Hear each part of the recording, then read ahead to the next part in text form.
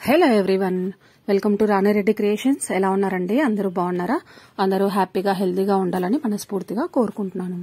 ఇవాళ వీడియో ఏంటంటే, మేము రీసెంట్గా కొండారెడ్డి బుర్జ్ విజిట్ చేసామన్నమాట.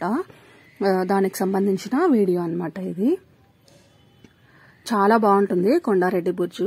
చూడని వాళ్ళు కూడా ఎవరు ఉండరు. కర్నూలు ప్రాంతంలో ఆ చుట్టుపక్కల ఉన్న వాళ్ళందరూ చూసే ఉంటారు. ఎవరైనా చూడని వాళ్ళకి యూజ్ అవుతుందని ఇది పెట్టానన్నమాట.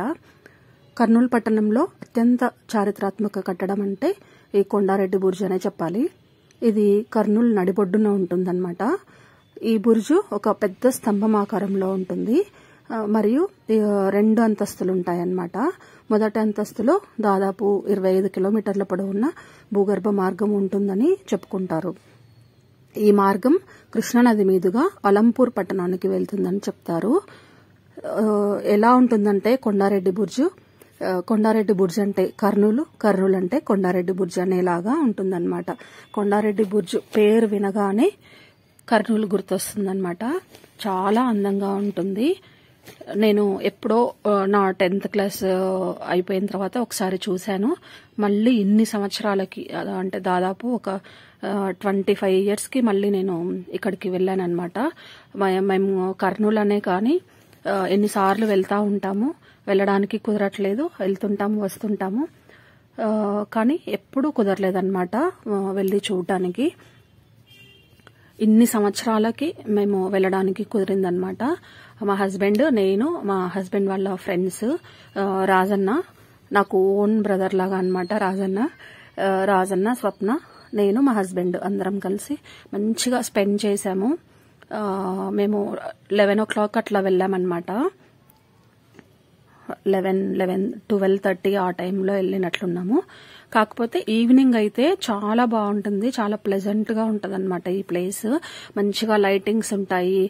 దీని ఆపోజిట్ లో ఒకటి పార్క్ లాగా ఒకటి రెడీ చేశారు. అక్కడ కూడా ఫౌంటైన్ లాగా ఉంటది. ఈవినింగ్ టైంలో అయితే మంచి లైట్స్ తోటి సిటీ బాగా కనిపిస్తా ఉంటది. కర్నూలు పట్టణం చాలా బాగా కనిపిస్తుంది అనమాట నైట్ టైంలో.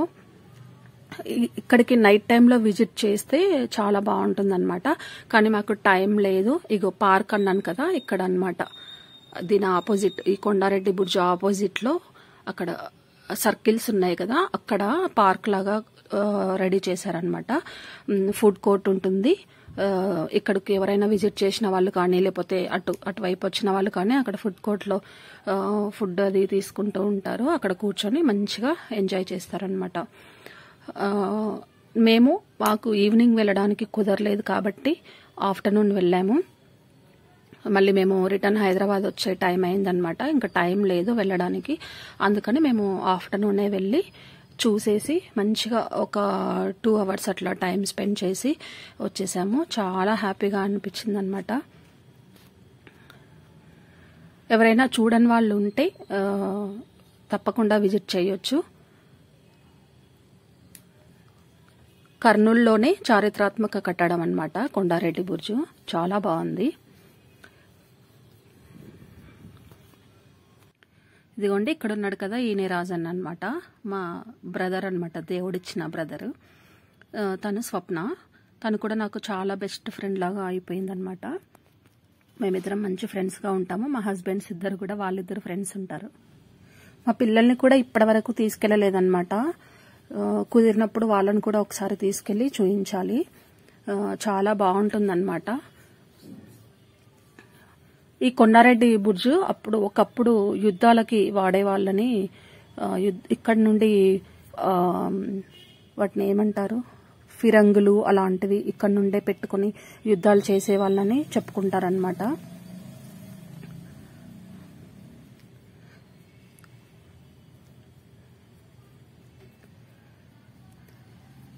ఇంతే అనమాట వీడియో. ఈ వీడియో కనుక నచ్చినట్లయితే లైక్ చేయండి, షేర్ చేయండి, కమెంట్ చేయండి. ఎవరైనా కొత్తగా చూసిన వాళ్ళు ఎవరైనా ఉంటే నా ఛానల్ని సబ్స్క్రైబ్ చేసుకోండి.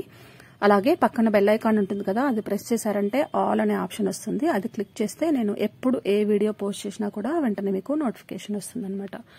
ఇది వచ్చేసి కొండారెడ్డి బుర్జ్ గురించి ఇక్కడ రాశారనమాట, శిలాఫలకాలుగా రాశారనమాట. ఇక్కడ తెలుగులో, ఇంగ్లీష్లో ఇలా పెట్టారు.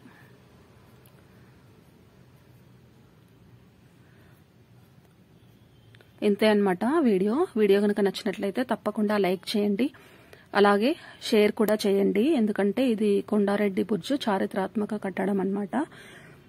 తప్పకుండా షేర్ చేయండి. Thank you so much.